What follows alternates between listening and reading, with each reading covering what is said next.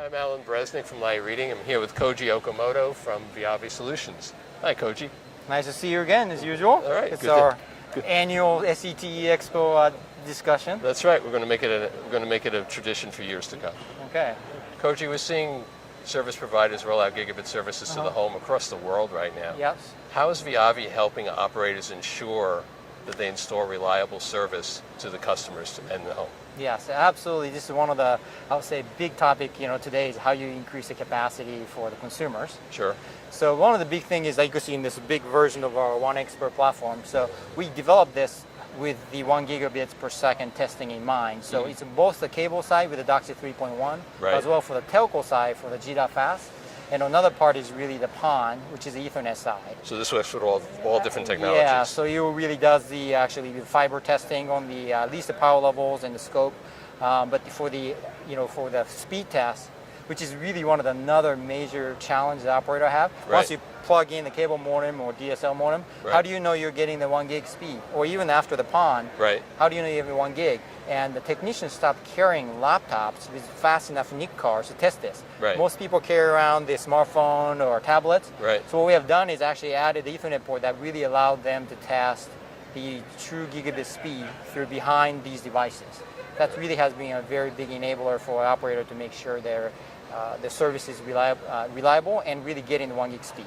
What do you see happening in the cable industry related to DOCSIS 3.1 right now? Yeah, so 3.1 in the last, let's say, 12 months has been very active. As you saw, top operator like Comcast has really rolled out in several markets, and most of the back-end system, the CMTS upgrade is happening as we speak. Also similar type of momentum in Europe as well. And we're very fortunate that we had this first DOCSIS 3.1 platform in the world with the ONX platform in the last 6 months that really enable us to help the operator to roll out these services in a different part of the world. And now we just made an announcement with the partnership with the TDC, which is the Danish operator. And they're actually rolling out the 3.1 using the Remote PHY architecture.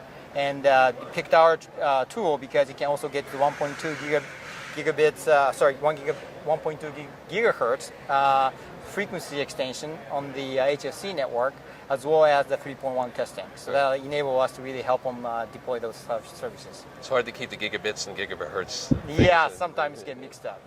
Koji, network architecture is changing rapidly right now. How does VIAVI help operators who are rolling out fiber deeper to the home or moving into Remote PHY right now? Yeah, that's another big challenge the operator have. They just don't have space anymore to keep racking up CMTS spaces or add another card. So I think in general we see a lot more traction related to distributed architecture. And in Europe actually we see a lot more node plus X amount of amplifier, as whereas US most of the distributed architecture is node plus 0. So interestingly, we see that kind of differently in Europe versus in the US. And why it's important is that if you have enough amplifiers, you still have to have ability to set up the amplifiers in the gain and the EQ, which all the operations teams do. And you basically have to virtualize that takes capability into the Remote PHY so that they have ability to utilize the same process they do every day. That's interesting that the architectures in Europe are different from the architectures in North America. So different requirements to get the gigabit services to the home. So we definitely see that a little bit more amplifiers. It's more traditional sense. Some country has more than 10 amplifiers, so they can't shrink all the way to 0. So you kind of go, 2, 3, 4, 5, 6 in that range. But US, when they do the distributed architecture, most of the customers are going to go for the node plus 0 to get the full advantage. Okay, Koji, what other challenges are you seeing out there in the cable world? Another big one we saw in the last 12 months is related to Wi-Fi in the service provider space. I mean, this is common across, I would say, cable and telco side together. But now we have a pipe to the home. A lot of distribution after that is now becoming wireless. So, the end customer quality is as good as the weakest link of the network. So if that part is the weakest, it makes it very difficult for the operator to manage the quality. So we developed a solution around it just specifically for the service provider space called Wi-Fi Advisor. And that rolled out substantially in the different markets now within 1 year period. And it has been very happy to be part of this, the journey to figure this out. And I think it's a very big learning curve still left as an industry because this Wi-Fi is a kind of new space in the 2.4 and 5 gig space. And there's so much going on with cable and Wi-Fi now. We have Comcast and Charter both planning to roll out new wireless services in the next year or two. Absolutely. Koji, we just talked about a little bit about Remote PHY, but if you can get a little bit more into it, what is VIAVI doing with virtualization now, particularly with different kinds of distributed architecture? Yeah. So from the distributed architecture, one of the key element would be the, let's say, noise suppression, which is basically funnel effect of the noise still coming back from the network. It still could have the same impact to the customer as they do on the central architecture. And so we have to, again, virtualize that test, as well as the kind of traditional network setup, tests such as alignment, sweep, and so on. Another, I think, important part for distributed architecture is that we talked, which is a little bit this morning in the panel, this happens gradually. It's not going to happen overnight. Right. So what happened is the operator is looking for a way to migrate over in the pace they like. So we couldn't give an operator solution that require everything to be cutting over at once.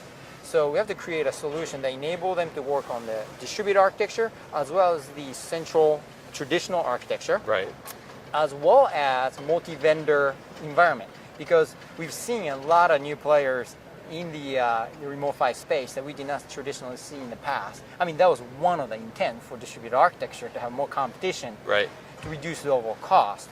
But that makes the challenge for the operators, because if you pick one vendor versus the other, or multi-vendor scenario, how all the virtualization are going to work unless somebody is helping them to create the layer that separate from different vendor solution, so that the back-end system remains exactly the same. So we've been doing a lot of work and a partnership with several top operators to make sure we can help them decouple from the vendor scenario, multi-vendor environment, as well as the distributed versus central architecture. Wow, makes for a very interesting world right now. And then another big one that we're seeing is commercial services, as we discussed in the past. Right. That's really happening and taking shape. And we had this solution for a while for RFC testing in 2544 and 6349, which is a layer 2 to layer 4 task. Right. And traditionally, you always have to dispatch somebody for installation and troubleshooting.